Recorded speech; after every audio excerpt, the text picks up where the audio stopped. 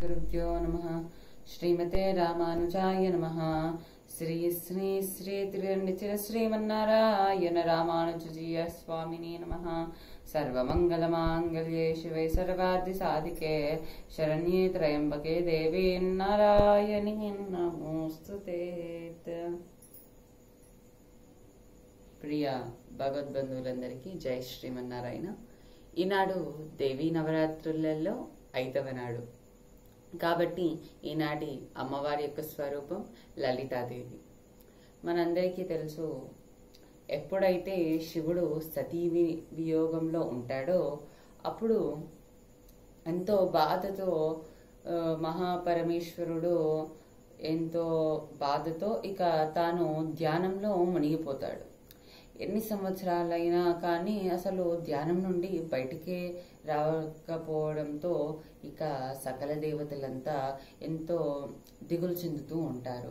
అప్పుడు వారందరూ కలిసి మన్మధుడిని కైలాసం వద్దకు అంటే శివుడి దగ్గరకు పంపిస్తారు.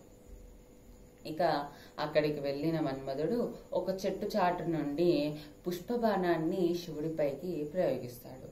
అలా తన ధ్యానం భంగమైపోతుంది. ఇక ఎంతో కోపాద్రిక్తుడై మహాశివుడు తన 3వ కన్నును తెరుస్తాడు.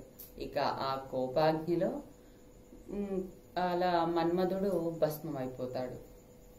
అలా బోధిగా మారినటువంటి మన్మధుడు నుంచి ఒక అసురుడు వెలువడతాడు. అతడే బండాసురుడు. అలా ఇక ఆ బండాసురుడు కూడా ఆ మన్మధుడి యొక్క బూడిద నుండి వచ్చిన బండాసురుడు పెరిగి పెద్దయి భగవానుడికి తపస్సు చేస్తాడు. అలా ఎన్నో సంవత్సరాలు తాను తపస్సు చేయగా భగవానుడు ప్రసన్నమై ఏం వరం కావాలో కోరుకోమన్నాడు. అప్పుడు బండాసురుడు అడుగుతాడు.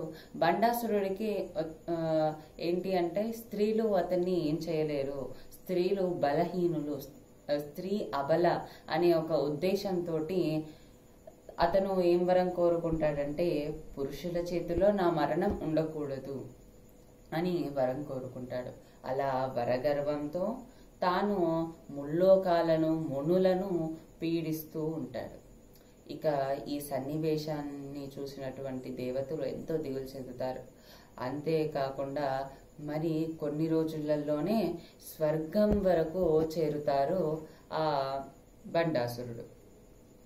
ఇలా చేరడం వలన ఇంద్రుడికి సకల దేవతలకు ఎంతో దిగులు చెందుతూ ఉంటారు. ఇక అప్పుడు వారందరూ కలిసి బ్రహ్మదేవుడిని అడుగుతారు, ఏమైనా పరిష్కారం చెప్తారో అని, ఎలా సంహరించాలో చెప్తారని.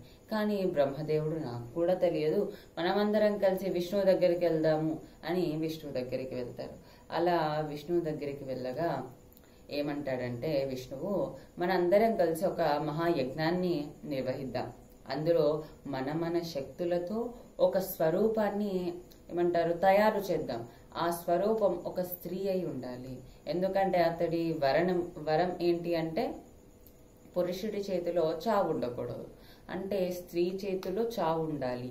అంటే ఒక స్త్రీ ఎంత శక్తివంతమై ఉండాలి అంటే బండాసురుడిని సంహరించే అంత శక్తివంతమై ఉండాలి ఆ స్త్రీ అనేసి ఇక బ్రహ్మ విష్ణు మహేశ్వరులు సకల దేవతలు కలిసి ఒక మహాయజ్ఞాన్ని వారు నిర్వహిస్తారు. ఆ యజ్ఞంలో అలా బ్రహ్మదేవుడు తన కమండలంలోని శక్తిని, శ్రీ మహావిష్ణువు తన సుదర్శన చక్రంలోని శక్తిని, అలాగే మహాశివుడు తన త్రిశూలంలో ఉండేటటువంటి శక్తిని ఆ యజ్ఞంలోకి దారపోస్తాడు.